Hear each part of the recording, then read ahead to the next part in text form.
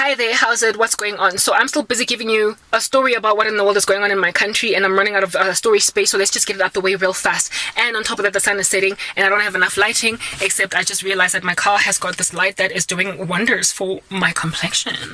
Anyway, whatever. I can't keep my hand there because it's not leaning on anything, but now it is. I was speaking in the previous part about how it is that there are party leaders. Like, parties are the tantamount of, if we were to again use American speak, is the difference between the leader of the Democrats versus the leader of the liberals. So if you are the leader of a liberal, you are the leader of the liberal party. I think that just might make sense, guys, for whatever politics. Righto. So there are people who started parties that were very racist in nature, that are white, that belong to the white supremacist regime, that upon everybody rioting and wanting to get out of the structure, were fighting opulently to prevent apartheid from being debunked, derailed. One of them was this dude called Ter Blanche, yes, and his party was called the AWB, AWB, and the A, I believe, stood for Afrikaner something Boerum or whatever. Like, it was just some racist party that literally was threatening to kill all the black people in the country, basically exterminate them. It was extremely racist, okay? And so because of Ter Blanche, black people in this country synonymize. Ter Blanche used to do, English for what, for who? For wat, for who? For wie? For wat, for wie? For wat, for wie? Ter Blanche, in die dae van apartheid praat only, I don't even know what only is in Afrikaans, literally, forgive me, Afrikaans, right? He only spoke Afrikaans, only. If news networks were covering him, they had to do an interpretation. The dude was English for what, for whom? And nobody else is worth a while to consider in this country other than the Afrikaner. So there was this African people chant, black people rioters chant back in the days that Chris Hani pretty much spearheaded that whole sentence, and then the dude got shot dead, okay? Because that was saying, kill the boer, the farmer. And it was a whole oust thing. People were yeah, kill the boer, kill the farmer. And they were retaliating. Boer, to be a boer, is to be a white Afrikaans South African national. They are called boers. So that term in and of itself is not derogatory, right? They've got a whole batch of meat that is named after them called boerewors, okay? To be a boer is in and of itself not derogatory at all. But because there were these boers that were so racist, black people synonymized racism with the Afrikaans language and the boerenmag.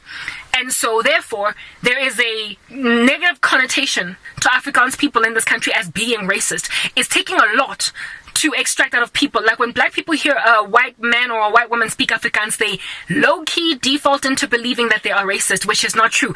Afrikaans is a language, just like Zulu, just like Tswana, just like anything. And not everybody that speaks that language is racist, but there are some pretty prolific racists of back in the day that spoke nothing but Afrikaans. And Afrikaans is also a language that was kind of shoved down our throats when we were growing up. Hence, I can even speak a little bit of it, and I understand quite a lot of it.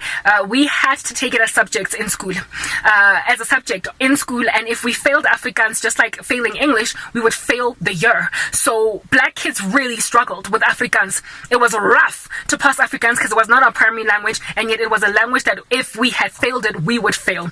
And they were trying to shove it down the throats of everybody. And that was as a result of the Afrikaans influence, the Afrikaans historical regime. Now, these nuances, undertones in education were not uprooted until much later. It is only in the era, literally, of my little sister that they finally did away with Afrikaans as a compulsory language to take in school first and foremost, and a compulsory language to pass. In the absence of passing of it, of which you will then fail the whole year.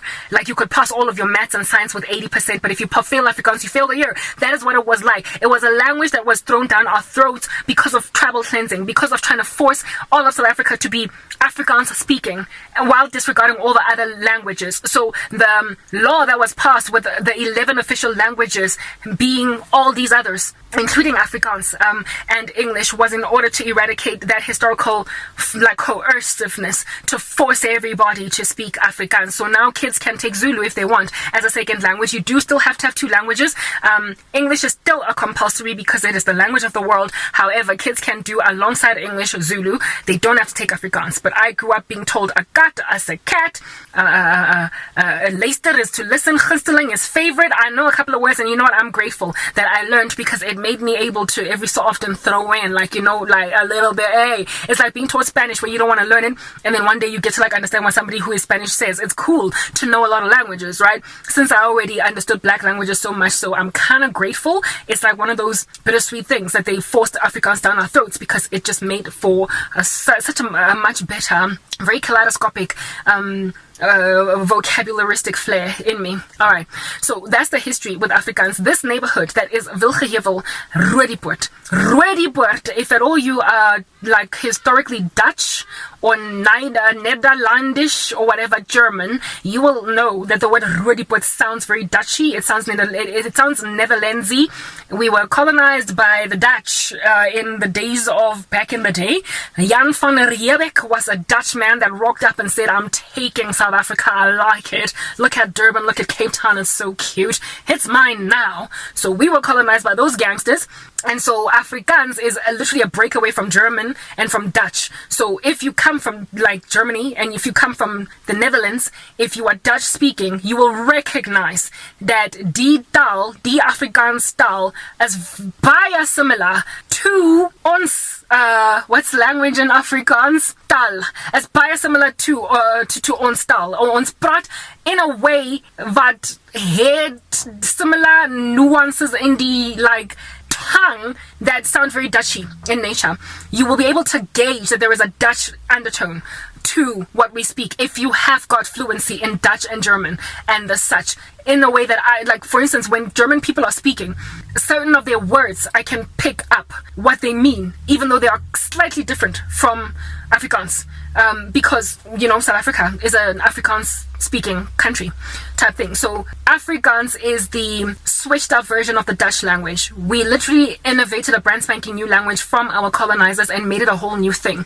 So white people in this country that come from the Netherlands are the Afrikaans. Their language is Afrikaans, which is essentially a spoof of the language that is Dutch. That's the history. So you can understand. Alright? So those colonizers of ours, their forefathers, offspring, their progeny all the way down the line, I guess the younger version of them that are running these streets are the ones that wreaked apartheid havoc in the country and that try to force that language down everybody's throat. And the areas that were never mind just white but largely Afrikaans were the worst. There is this town in this country called Orania. Yes, thank you. Orania.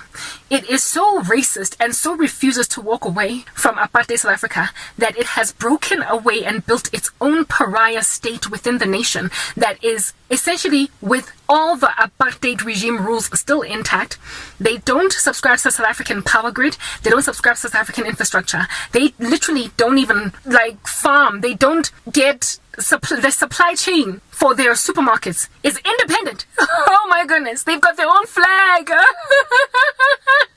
They are independent of the rest of South Africa just so they don't have to subscribe to South African laws. It is a white neighborhood that is a pariah. It hates reporters. You can literally get kicked out of there for having a camera when you're outside of it. So it is rarely documented, but there are a couple of people that have prospered like nice little archaeologists to get data on this little town that is still an apartheid regime version of South Africa.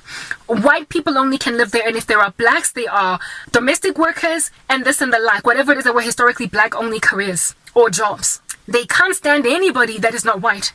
And they have a kerk there that would be the tantamount of a church. And in die kerk, y'all still are preaching, do you understand, that Christ is content with slavery and Christ is content with segregation, using scriptures, butchering them out of context, like the do not be unequally yoked and do not mix your seed with the seed of this and that. And they go on and say that ons as the supreme race, ons as the chosen ones, ons as the gunstelinge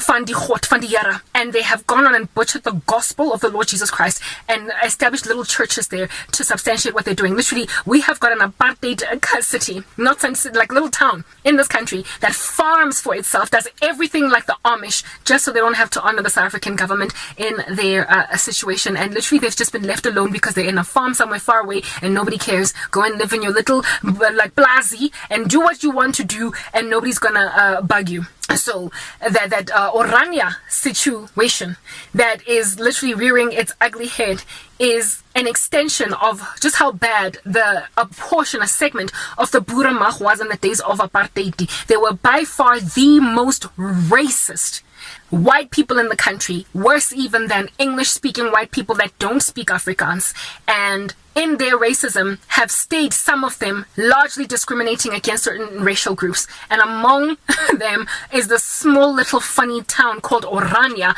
that is so racist that it has broken away from all of South Africa, having completely different supply chains, and trucks don't even drive them. And reporters have got to like hide in bushes just to get a little bit of a snapshot of the city, of the town. It's this taboo split, like it's literally a tourist destination for anybody at all that wants to come and see the nuances of South Africa, people that don't want to let go of the old way. Orania, the level of racism there is the level of there today, currently, is the level of racism that my current neighborhood used to have in the days of apartheid. Next part.